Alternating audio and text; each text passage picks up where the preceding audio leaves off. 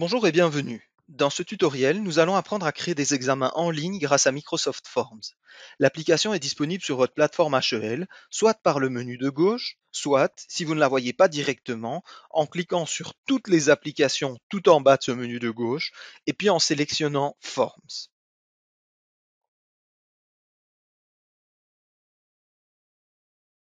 Voici le type d'examen que je souhaite créer. Il contiendra des questions à choix multiples, des questions ouvertes et des questions où il s'agit pour les étudiants de m'envoyer un schéma qu'ils ont réalisé eux-mêmes.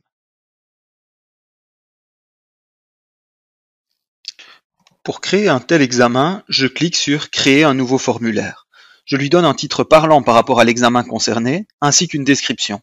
Dans la description, je note mes consignes de la façon la plus exhaustive possible pour éviter les erreurs et mettre les étudiants en confiance. Dans mon cas, il est important que les étudiants répondent à toutes les questions, comme nous le verrons ensuite. Je vais commencer immédiatement à ajouter des questions.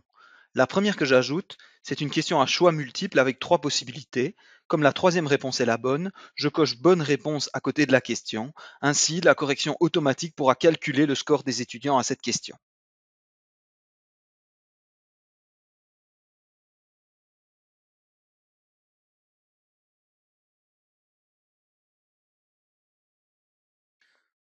Je rends également ma question obligatoire pour être sûr d'éviter que certains étudiants ne renvoient leur formulaire en oubliant des questions. En utilisant les paramètres, les trois petits points de chaque question, je peux décider de mélanger les options de réponse, rendant ainsi la fraude plus difficile. Si j'autorise plusieurs réponses à la même question, je coche la case adéquate et alors je peux déterminer plusieurs bonnes réponses pour cette question.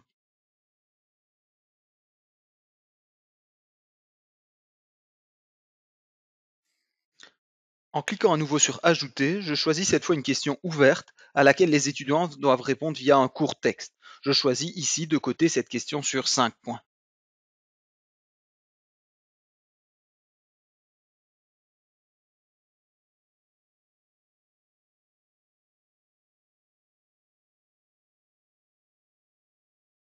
Ensuite, j'ajoute une question pour laquelle les étudiants doivent envoyer, via l'option Charger, un schéma réalisé en une slide PowerPoint ou Google Slides.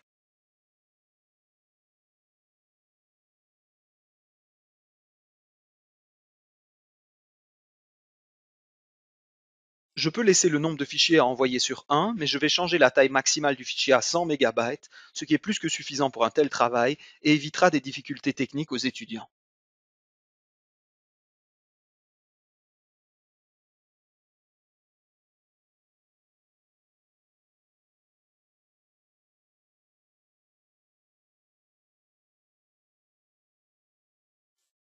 Dans les options du questionnaire, les trois points en haut à droite, je peux définir plusieurs paramètres. Je vais tout d'abord activer l'ordre aléatoire des questions, encore une fois pour diminuer les risques de fraude, puis désactiver l'affichage automatique des résultats, puisque je ne suis pas dans une évaluation formative et que je veux donner le feedback aux étudiants non pas directement, mais bien à la fin de la session d'examen tout entière.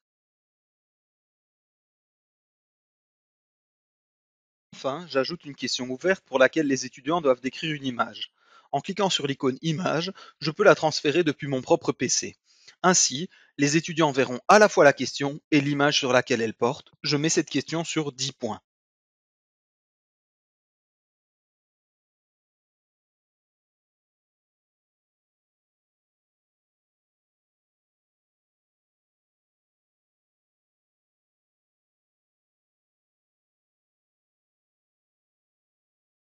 Ce que je montre maintenant, c'est l'ajout d'une section, c'est-à-dire de l'équivalent d'une page dans un examen sur papier. En cliquant sur Ajouter, je choisis Section et peux ensuite définir de nouvelles questions que je ne vais pas détailler plus avant. Mon but est simplement que nous voyons ensuite à quoi ressemble l'examen du point de vue de l'étudiant.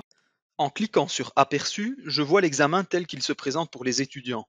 Je vois que je suis obligé de répondre à chaque question de la première session pour pouvoir passer à la seconde, puisque j'ai choisi les questions obligatoires, mais que je peux revenir en arrière si nécessaire.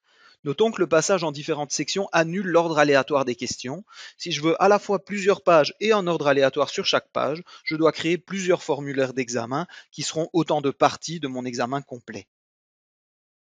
Partager mon examen aux étudiants, je clique sur Partager et je copie le lien affiché. Je le teste en le collant dans mon navigateur. J'en profite maintenant pour vous montrer ce que vous allez recevoir quand les étudiants rempliront votre examen.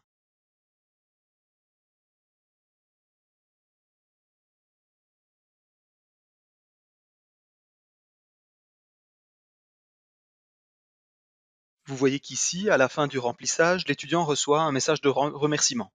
Celui-ci est également personnalisable dans les paramètres du questionnaire. Je peux aussi ajouter l'option selon laquelle je reçois, en tant qu'enseignant, un email pour chaque formulaire envoyé, ce qui est pratique en cas de mauvaise manipulation avec les résultats d'un examen.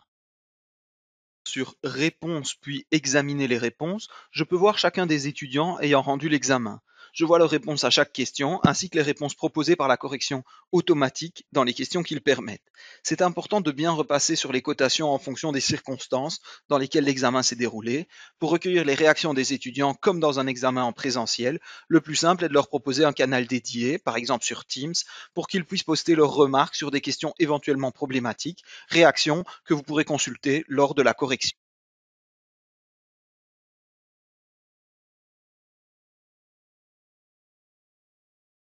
À la fin de la correction d'une copie, vous pouvez cliquer sur Élément suivant pour voir la copie suivante ou sur Précédent pour revenir à l'écran de choix. Là, vous pouvez choisir d'ouvrir la liste des résultats dans Excel, où vous trouverez pour chaque étudiant aussi bien sa cote totale que le score à chaque question.